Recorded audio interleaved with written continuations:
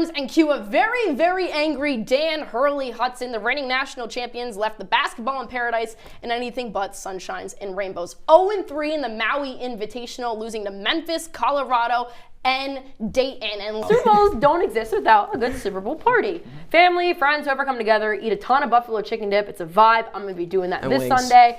And there's some here and there, and there's a party foul or two. And it's either your annoying friend or it's your uncle, or both. So with that being said, Andrew, who's been disappointing you? A party foul, you might say, for SVU. Well, I know the easy answer is Gino Antimarino, but it's not. With how this college football playoff has played out, it showed that building a roster through the portal has become the biggest skill in this new era of college football. Think about it. Dylan Gabriel at Oregon, Kyle McCord at Syracuse, Cam Ward at Miami, the list goes on, all assisted in turning around their programs. We've arguably never seen a college football season with this big of transfer, and like it or not, college football has turned into a pro style, and going down the line, programs need to prepare for that. We're about 30 minutes out from kickoff between Syracuse and Holy Cross, and we're joined by our very own Streetcar Junior for the last time before this game kicks off. Streetcar, so great to have you back. There was a fan that just walked past here that was from Switzerland. I want to add that to see Syracuse and Holy Cross.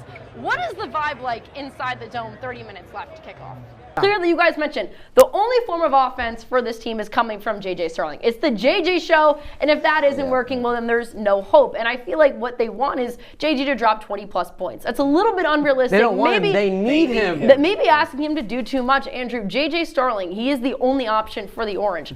Do you think they're putting too much pressure on him, or do you need other players to step up, and who do you think that is? Yeah, I would think they're putting too much pressure on him, but who had the best offensive performance? And they did it on the road, too.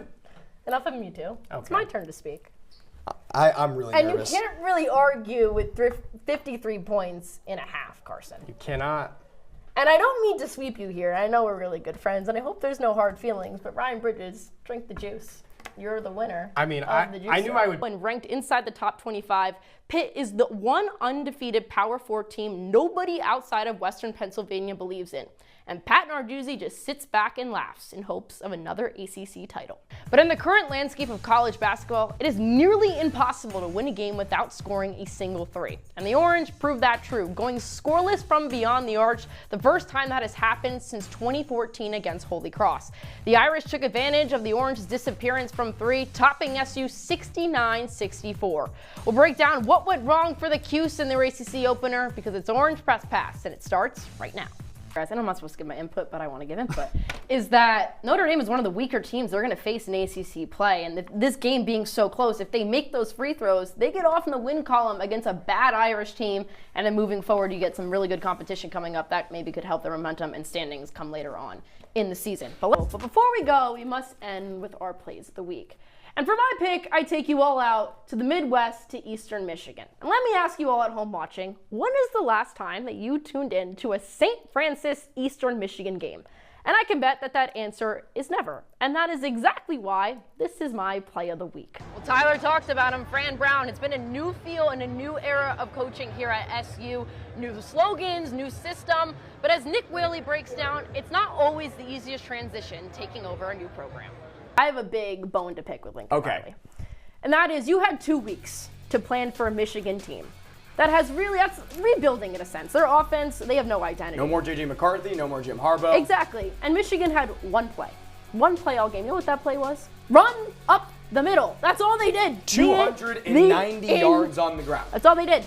And Michigan kind of turning it to coaching a bit. Late in the game, some questionable decision-making from Coach Autry. No Eddie Lamb came on the floor. It's very different when he is versus off. Poor use of timeouts. Nate, this is a team, like you mentioned, has talent, but they have not been executing. Where do you put the blame on for this? Number 2, Duke, falling to Clemson at Little John Coliseum. 77-70 won the final in that game. Duke snaps a 16-game win streak. Cooper Flagg slips at the end, turnover, and there you go. Clemson wins the game at home. Carson, any concern for you with this loss for Duke and how it impacts the ACC? Point the blame on him and his ability to not use Will Howard more in this offense, especially in the run game with their issues on their offensive line. If they don't use him, especially even pushing the ball downfield, the 2 times they did that against Nebraska were 2 touchdowns. Clay, Ohio State potentially out of the college football playoff if they lose that game? I mean, their chances are not good if they lose that game. You obviously have Oregon, and you have Penn State coming out of the Big Ten. It's a must-win game for both teams, I would say, Carson. I agree with you.